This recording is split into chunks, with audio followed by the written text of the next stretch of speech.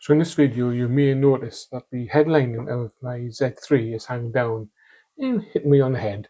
That's because I did buy a cheap replacement canvas roof from Amazon, and as they say, buy cheap, buy twice, and end up having to buy another one which hadn't came, so I did this video in between actually fixing the roof. The roof I bought off Amazon, the roof just wouldn't close. I put it on correct and everything. Me and a couple of friends just couldn't get the roof to close. And when we took it back off and measured against the old roof, which had a couple of holes in, that's why it was getting replaced. It was about 20 mil too short, so the roof was never going to close. It was always going to be too tight. So so that's why the canvas, so that's why the headliner is hitting us on the head, and I had to put on a half car cover on, obviously to protect the inside of the car from the weather. So you can't really see outside, it just looks grey. That's why. Grey glass and hitting us on the head is because I did this between fitting a new roof on the car. Hope that clears that up. So today, mainly be wiring in a reverse camera. The radio I've got, I couldn't get it to recognise the camera, although if you switched to AV, the camera worked. But when you put the car in reverse, the camera didn't come on. First I didn't understand that, and now I realised that the wiring for the car, although it's a standard ISO plugs, doesn't have the trigger wire for the reverse camera in it, which apparently is a pink wire.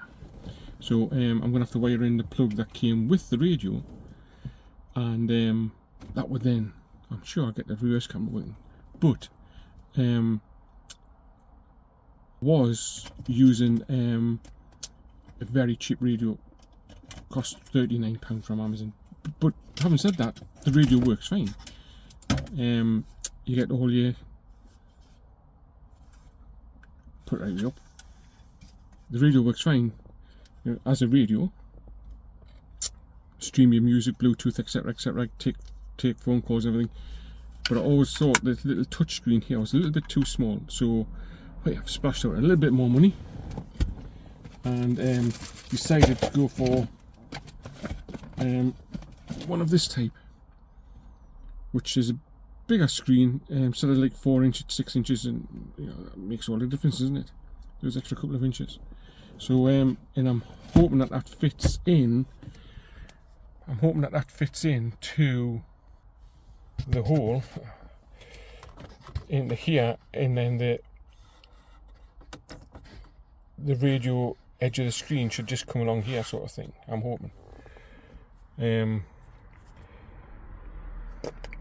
But anyway, so I've got to do a little bit mods with this wire here. Cut off this plug. No, not that plug. Cut off this plug and replace it with the one from the new radio. And then plug new radio in, and it should all be working. That's a theory. Yes, we'll have a look at these wires.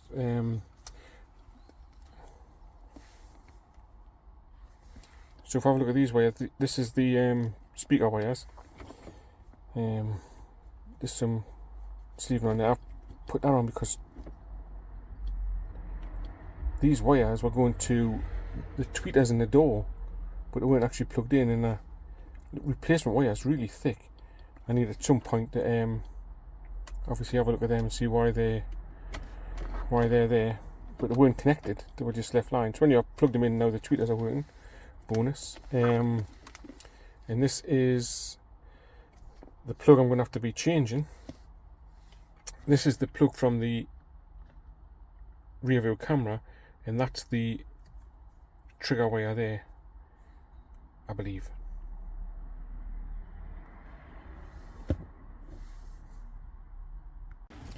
So that's all the wiring done.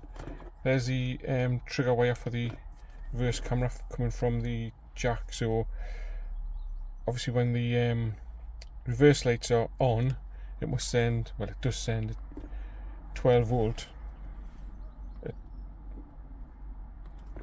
So when the reverse lights are on, it sends a 12 volt up the red wire, which then goes to the pink wire and tells the radio to display the camera. So anyway, that works, and I never touch these wires, so I'll plug everything back in and see how we get on.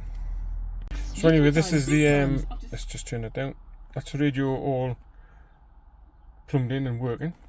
So the big test would be just to put it in reverse, and there you go. The camera is upside down because it's actually not in its final place on the back of the car. I wanted to make sure I could get it all working before I start drilling holes in the car. Anyway, I'm happy with that. So great. So I also found something else out. It's a good fit. It fits in great, I think, and it looks alright, doesn't it? For a £69 radio. To get to the earlier on, I was saying that how do you get to the security tabs to insert one of these things to get your radio out. Well, actually, I found out that these unclip. I don't want to unclip it all the way because it feels a little bit tight at the bottom here. I think that may be a clip that's going to snap, so I'm only going to do that if I really need to. But for now, the radio's in and secure. So yeah, I'm happy with that. I'll even remove the protective film off the front. So I'll show you when it's all finished, when I've got the camera mounted properly. So today I'll be mainly fitting a reverse camera to the back of the car, to the bumper. The radio and everything, it's picking it up inside, so that's good. The camera I've chosen, this is the sort that you get with these cheap Chinese radios. They're alright, but they're not exactly subtle in their appearance, are they? So what I've gone for is this. So this could fit underneath the number plate recess. This is the plan anyway.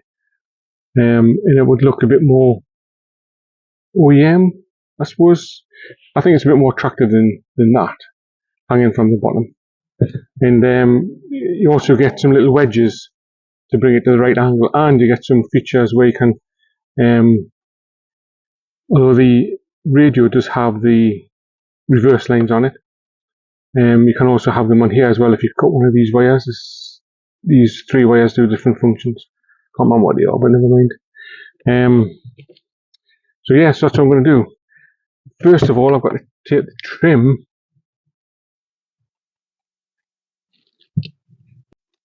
So before I start drilling holes in the bumper, I want to make sure I can get access to the wiring. So I'm going to take the trim panel off the back of the bumper, off the inside of the boot, and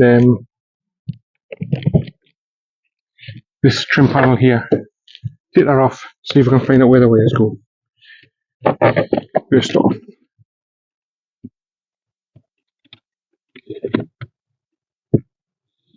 like this, which is the box for the emergency triangle.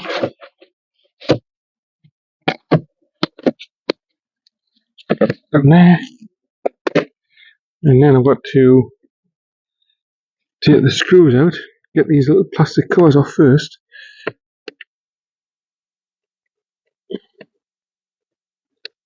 Just using a pick. So I thought I'd take the boot floor carpet out. Oh, that's got a cap on it. And that one hasn't. Do the easy one first.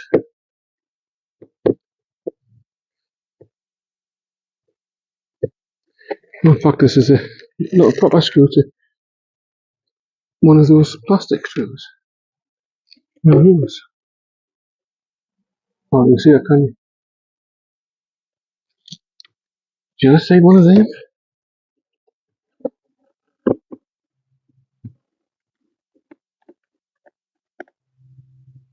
Oh, it is, but typically it's been rounded off a bit. It's awkward to get out.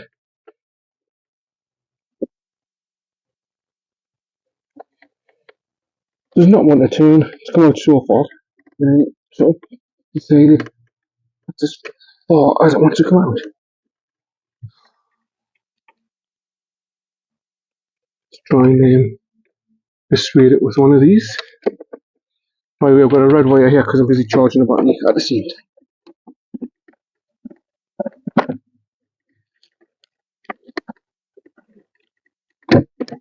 Screw it on, prise out. Because this is not one to come out. There we go. One of them little things. Put all the screws not in my pocket so I can lose them later on. Now will it come off? Looks like I've got to take this off. Because it's not coming away from the top.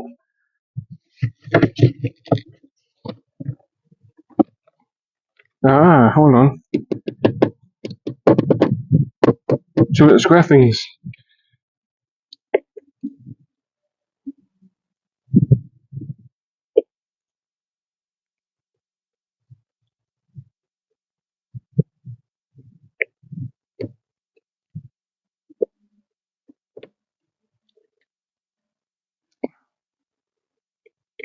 That doesn't want to prise up.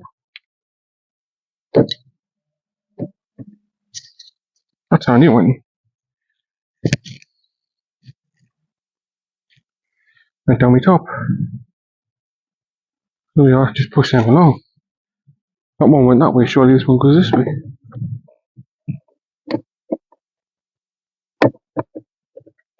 Nope. Was that way? Scratching it.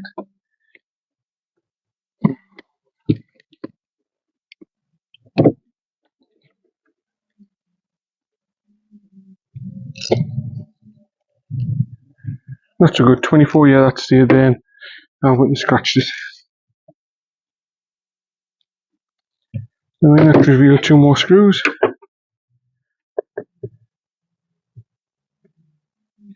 These are ripe to fall down inside the car.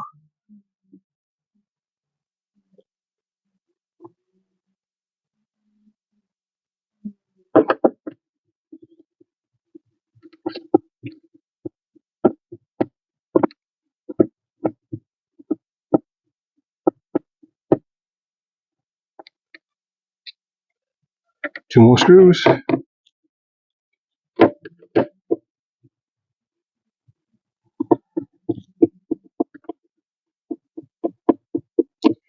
One magnetic pick.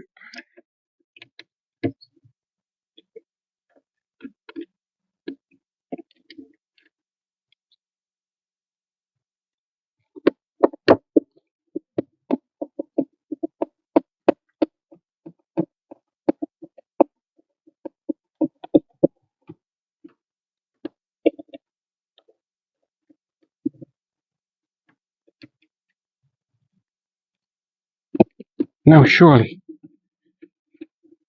Ah, there we go. Let's hope that it's getting somewhere.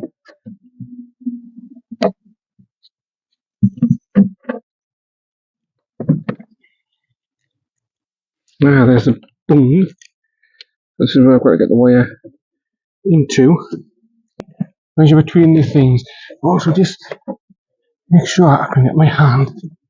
Oh, I can't. Easy. Where that grommet is. Yep. So it's going to measure between here.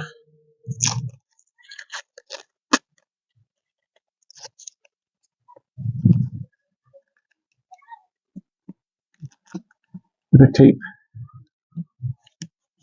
obviously, so I can mark one. Right, so let's measure this. And it says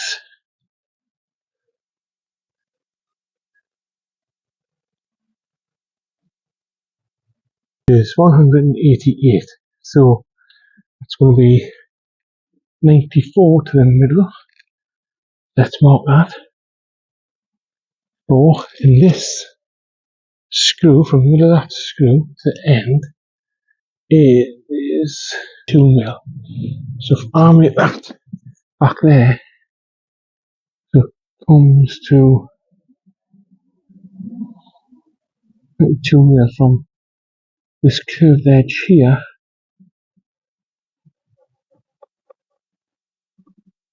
Try and leave me hope. Yep.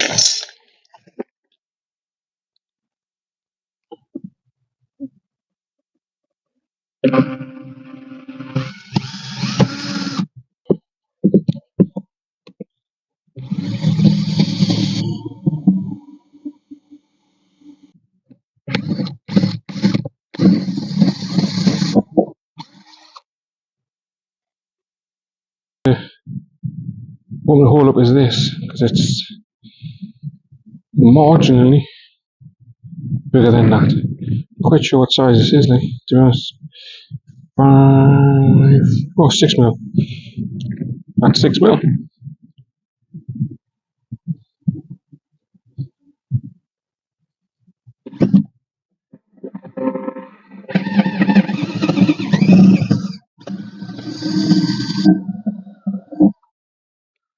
One hole, and then get this wire through.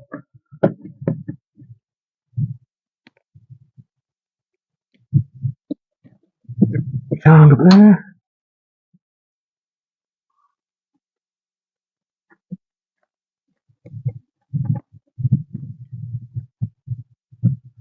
So, at what point do you think I'll put the washers on? Put one now. Right. Try and get this nut on. Oh man. Really hurt your wrist. And what point, because it is going to rain. It's getting very windy, which tends to be precursor to rain. Why is this not screwed down? Of course, you can't see, can you? So, I think it's that spring washer again, you know. I think it's deciding what it really wants to jam. Why would it want to do that?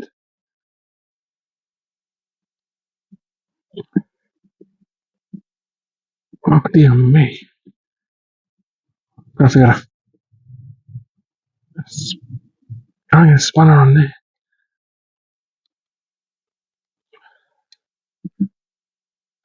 Well, actually, the nut, as you tighten it up, because it's split, it's sort of like. Now they've got a camera fitted in the back, just a case of just switching radio on, making sure it's actually receiving the signal, and the camera is the right way up. So first things first, let's start the car up. I know technically I don't have to have the car started to test the camera, I just have to have an ignition on. But anyway, let's go flying backwards into a wall. So there we are, that's the radio. It looks alright, actually, it does look nice. If I connect I've got to connect the phone up to it, which I haven't got.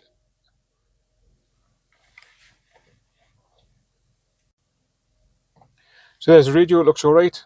My phone's not currently connected to it, so it's not going to display anything because it's an Android Auto phone radio.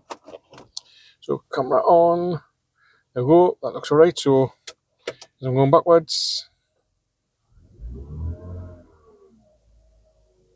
let's not go any further, I don't want to crash. So yeah,